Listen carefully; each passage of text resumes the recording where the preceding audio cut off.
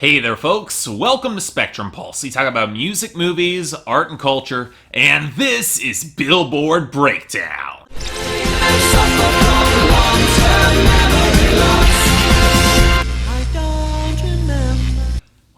Well folks, it's the summer lull. High temperatures and vacation means the charts have fallen into a stupor, but nary a major shift in sight. In other words, yeah, we got another slow week, and no guarantee that anything is going to get better on the Hot 100 anytime soon. And you want proof of that? We have our top 10, where even despite some shifts behind the scene, nothing really much moved here. One Dance by Drake featuring Kyla and WizKid remains on the top, but it's anyone's guess how much longer, as airplay was up and down all week, sales have continued to shrink, and there is still no video. Sure, it's here because of Titanic streaming, but eventually that will fade. It's been on top for quite a few weeks, and I don't see this track having the staying power to challenge that #1 record held by One Sweet Day for the most weeks at #1. Granted, a lot of that is because Can't Stop the Feeling by Justin Timberlake is continuing to do well, with topping sales, gains on airplay, and streaming, and even a bit of YouTube. And with any weakness, I can see this taking the #1 over One Dance. But then again, there is some competition to it. Don't Let Me Down by the Chainsmokers featuring Daya is picking up streaming and has strong airplay. Even if sales aren't what they could be, it's still holding on to #3. And then there's the gains picked up for This Is What You Came For by Calvin Harris featuring Rihanna at #4. It rules YouTube, it's got strong airplay, but you know, it did slip on streaming and sales are only okay, so it might be losing some momentum here. What isn't losing any momentum is Cheap Thrills by Sia featuring Sean Paul, which picked up big to #5 on a lot of airplay, a lot more sales, and even some streaming. It might have slipped a little bit on YouTube, but that's the only reason that it's not higher. It's the margins here, that's it. Now all this is pushed back Panda by Designer down to #6, but that might happen anyway. It's finally losing streaming as airplay and sales are in freefall. I predict this falling out of the top 10 pretty soon. Now you would think that Needed Me by Rihanna might have passed it, but it's stuck at #7, picking up streaming but with miserable sales and haphazard airplay. More of the gains went to Ride by 21 Pilots, which is actually picking up more streaming to match its surging airplay and only okay sales. It actually managed to jump past Don't Mind by Ken Jones anyway, which fell to #9 on streaming losses, only decent sales, and airplay gains that kind of felt all over the place. But last, we've got Work From Home by Fifth Harmony featuring Ty Dolla $ign, which I expected to fall out of the top 10 entirely this week thanks to losses on streaming, airplay, and non-existent sales. But then again, strong YouTube, which will slow its descent in the long term and might keep it above other competition, at least for now. But on that note, we've got our losers and dropouts, and we have a pretty reasonable list for both this week, with our dropouts including Really Really by Kevin Gates and Try Everything by Shakira finally losing their second wins, Father Stretch My Hands Part 1 by Kanye West featuring Kid Cudi, and Grammys by Drake featuring Future lasting longer than anyone could have expected, and Think of You by Chris Young featuring Cassidy Pope ending as a respectable run. And our losers, they're just as sensible, not particularly objectionable either. Hype by Drake continues to fade down to 97, Sucker for Pain by Lil Wayne's Posse for Suicide Squad falls hard off the debut to 80, Huntin', Fishin' and Lovin' Every Day by Luke Bryan continues its exit down to 62, No by Meghan Trainor continues to decline to 78, and Wild Things by Alessia Cara ends its run at 77. Expected to be gone next week, it's had its 20 weeks, it's a pretty decent second hit that lasted really longer than I think anyone could have expected, and I'm actually okay with it, it was a decent song. Now I say all of that because our returning entries and gains are,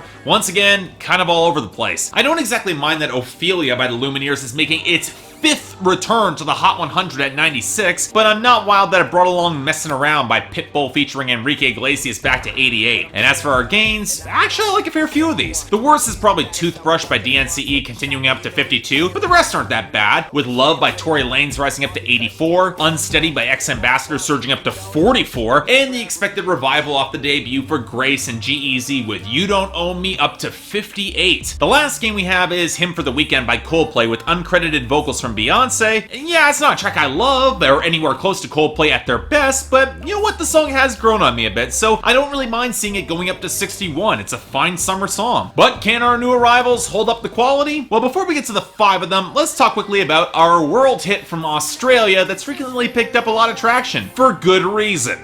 We don't have to wait all night, 'cause I can feel you in my blood, in my blood.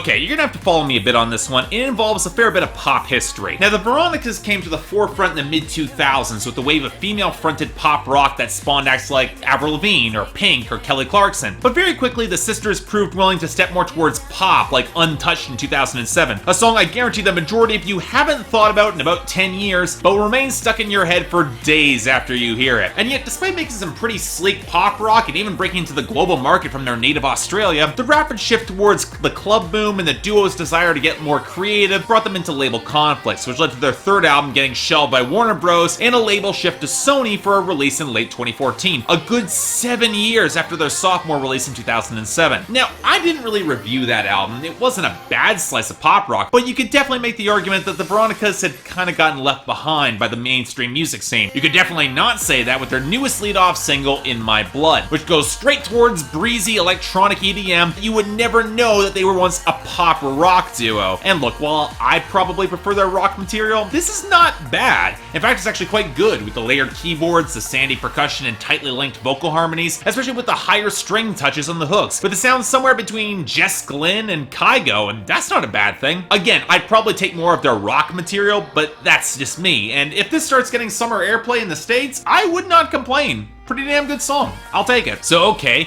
can our new rivals compete with that? So let's start off with number 100, Flexicution by Logic. From the God, it's that Flexicution. This is what the people said they wanted from the rap God. From the God. I'm like, oh God, oh my God. Bitch, I run the game, y'all just commentate from the side. I'm like, oh God, oh my God. Everything I do, you know I do it for the squad. I'm like, so it looks like the floodgates are finally open for the Hot 100, and finally, Logic's gonna start getting some traction on mainstream radio. It's about damn time, too. I might not have loved his sophomore album, The Incredible True Story, but I've always maintained he's got a good flow and the sort of ambition to make potent but mainstream accessible music. But at the same time, it's a little bit worrisome that Logic's first solo charting song is coming from a mixtape, one even he described as a holdover between albums, and you can kinda tell. Now let me stress that this is not a bad song. I was initially worried about the obvious Drake influences on the first verse, that would render the track kinda stale for me, but you know what, then the second verse happened and I'm fairly certain Drake could never pull that off. And hell, with the production, it had some punch too, with the massive bass, the piano, and touches of horns and strings, and that's not counting the pretty gorgeous vocal harmony on the outro. But okay, when your song is about 40% hook and you're not bringing a lot of interesting punchlines or content beyond bragging that's not that colorful or distinct, it feels like Logic isn't living up to the potential that he delivered on his early mixtapes and debut album, which I still hold as his high watermark when it comes to content and storytelling. This, well, if it's what he needs to break into the mainstream, I guess I'll take it, because this is still a pretty good song, but I've definitely heard better from Logic, and I hope to see more of that coming soon. Number 98, Lockjaw by French Montana featuring Kodak Black.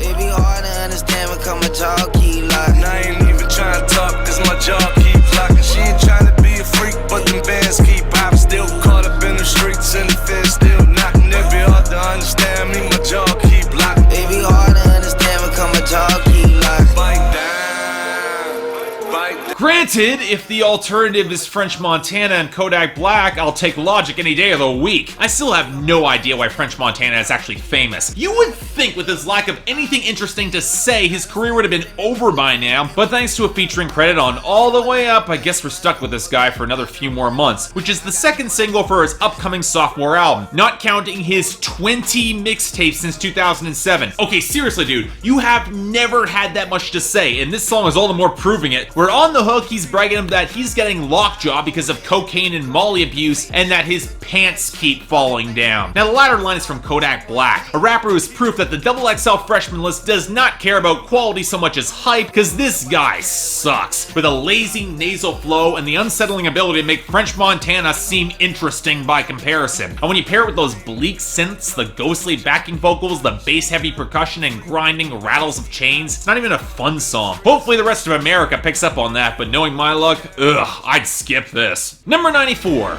Brand New by Ben Rector. Like a heartbeat skip, like an open page, like a one-way trip on an aeroplane. It's the way that I feel when I'm with you. Brand new.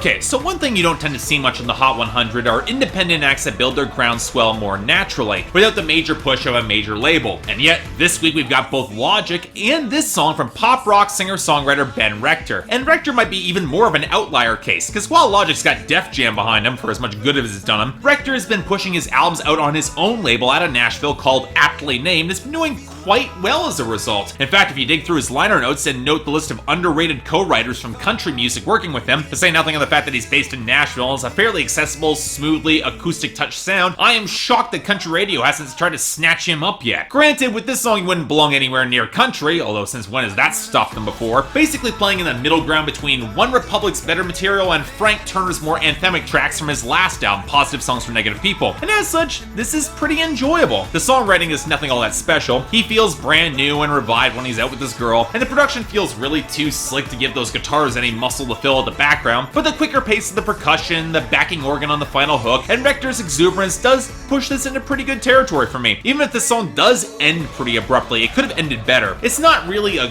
good song or even a great track, but it's okay, and for the most part, yeah, I'll take this. Number 85, Bored to Death by Blink-182.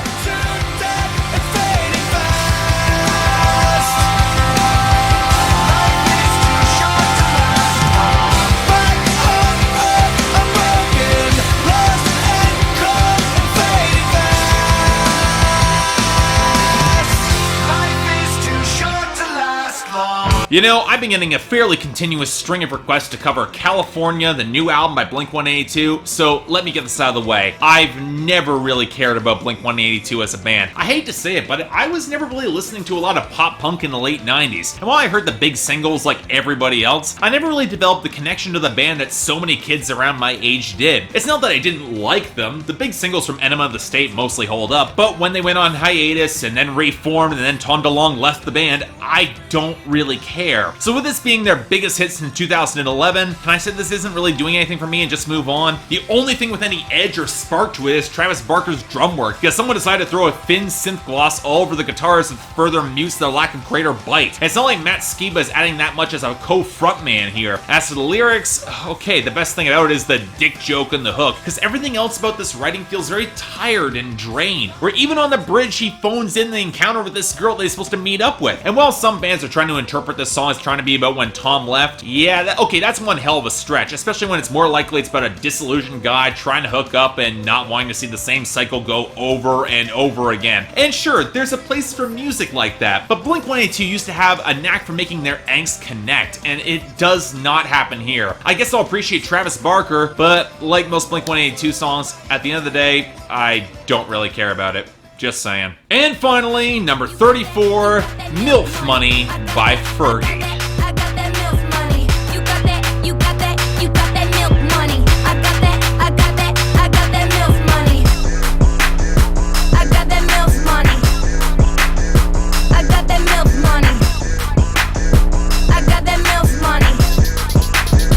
I got that M.I.L.F. money. You know, I feel I hear about the controversy on these hits before I actually hear the song itself. This song being the newest comeback and lead-off single for Fergie's long-delayed second solo album after L.A. Love was thrown out. And thank God for that. That DJ Mustard-produced Rack City ripoff annoyed the hell out of me. But this, oh, I literally do not know where to start here. Half because it's one of those tracks that seems on the precipice of being such a disaster that it turns around to become at least interesting again. Now, part of this is some perspective. If you go back and listen to most of Fergie's hits from the mid-2000s, you're dealing with a lot of garbage. And there's a part of me that would rather listen to this than London Bridge, or Clumsy, or even Fergalicious. But that's not excusing the fact that this song is a mess. It's a disaster. A misshapen pile-up of noise that feels part Milkshake by Khalees, part that god-awful Webby song I covered earlier with the Double Agent as part of our worst hit songs of 2008. Did not see that come back. Part Ass by Big Sean, all of it swamped out in droning bass, clattering and squealing sound effects, in a chipmunk voice to round it all off. So why don't I hate this song more? Well, it might actually be the bridge, where Fergie drops into this raw, soulful shout that shoots right past the obnoxiousness of the rest of the song, partially thanks to the backing vocals. And then the song has no idea how to pay any of it off and then just kind of sputters out, not even reaching 3 minutes. And that's probably the biggest reason why this song doesn't quite hit so bad it's good territory for me. Along with the lyrics being so ratchet it's painful, and Fergie trying to push the M.I.L.F. concept into comically overdone territory. But for now,